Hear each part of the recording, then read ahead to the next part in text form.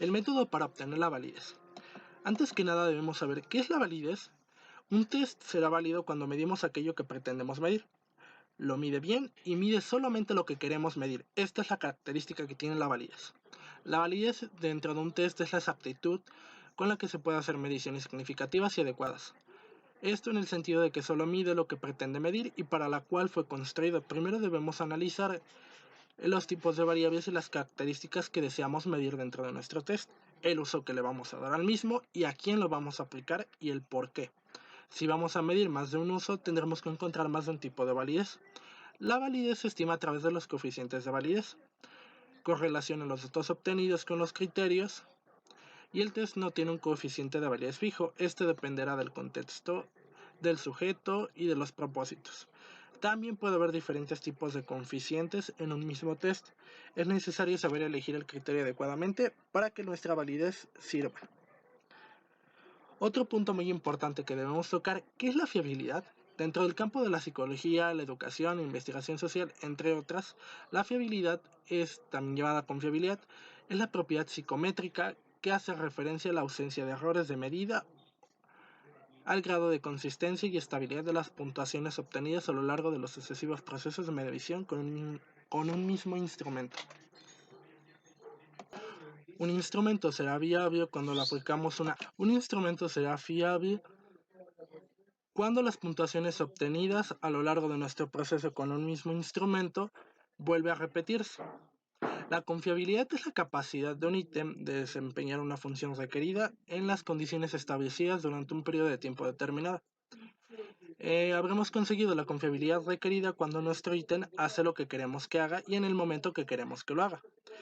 Esto es decir, el ítem que nos podemos referir a una máquina, una planta industrial, un sistema, una persona, un test o una herramienta. En este caso nos enfocaremos que esto se maneja como un test o una herramienta. La confiabilidad impactará directamente sobre los resultados de una empresa, por ejemplo, debiendo solamente aplicarse a máquinas o equipos aislados. Este se tendrá que aplicar a la totalidad de los procesos que constituyen la cadena de valor de la organización. En este caso, la fiabilidad se ve dentro de una empresa y dentro de la fábrica. La validez tiene distintos tipos de métodos. Algunos autores denominan estos tipos de validez. Estos pueden englobarse en tres categorías principales. La primera es los métodos internos o también llamados tipos de validez interna. Estos establecen la validez de una prueba mediante el análisis de su propio contenido. Algunos de ellos son los siguientes. El primero es el método de la validez aparente. Este nos permite establecer la validez de una prueba a partir de la opinión intuitiva de individuos, incluso los que no son expertos, como lo puede ser un alumno, los administradores de la misma prueba, entre otros individuos.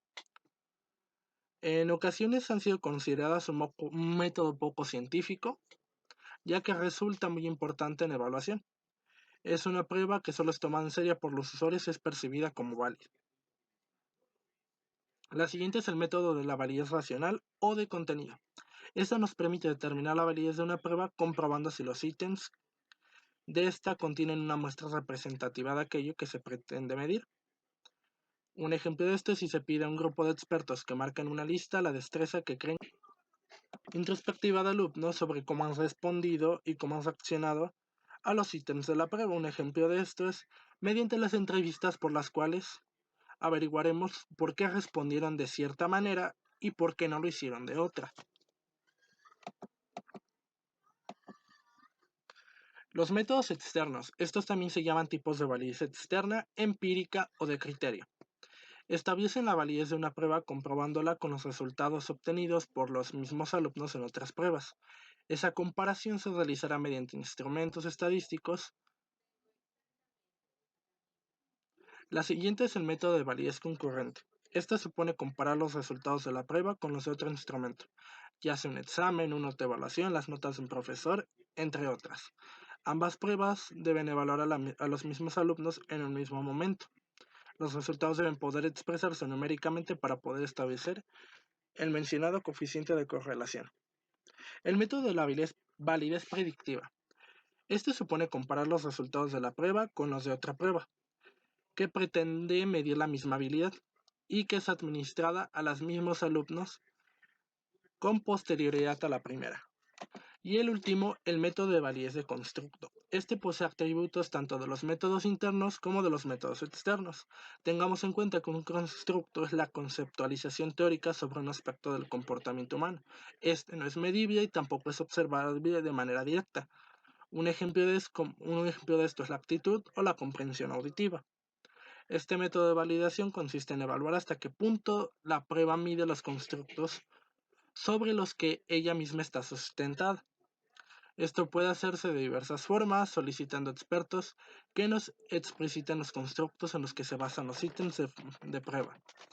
Esto puede ser de forma análoga el método de validez de contenido, o mediante métodos estadísticos, como lo son la matriz multirasgo, multimétodo de LF-Bachmann, el análisis factorial, entre otros. Ya hablé de los principales tipos de métodos que llegan a ver y el cómo se dividen, pero un método muy importante es el método de Krobach-Merl. Este fue llamado así por Lee Krobach, un psicólogo estadounidense. El método de Krobach-Merl sirve para hallar la validez empírica. Esta fue mencionada anteriormente. Esta se basa en que el atributo se puede manifestar de diferentes maneras. La primera es de la manera lógica. Compara cada uno de los ítems de la prueba con la definición del atributo que hemos definido antes. Esto sí lo representa o no. De manera empírica, comparando cada uno de los ítems con el test total, está la puntuación. El test demuestra la correlación más alta con otros instrumentos que están diseñados para medir la misma característica que con instrumentos que están diseñados para las características diferentes. Trabajar con diferentes grupos, por ejemplo un grupo que socializa más que en otro, esperamos que haya una diferenciación de grupos. Si está bien construido nuestro test, tendrá que detectar la diferenciación que hay entre estos. Esto es ver si podemos diferenciar el test.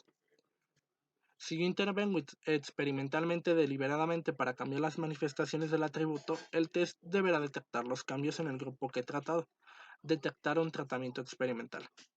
Y la última es a través de la hipótesis contrarias. Por ejemplo, un test de socialización y un test de habilidades intelectuales.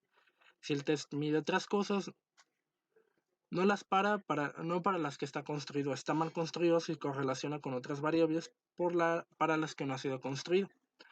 Todas estas fases se basan en la correlación. Pueden ser varias variables en el mismo atributo y se pueden evaluar de varias maneras. Por ejemplo, 4 variables de un atributo. Pero no se pueden evaluar 2 atributos, solamente se puede uno. Y lo ideal es hacer que todas las fases sean exactas y si no queremos hacer todas tenemos que coger siempre la primera y una más. Algunos autores solamente llegan a tomar alguna, aunque siempre lo recomendable y lo mejor será solamente tomar una fase.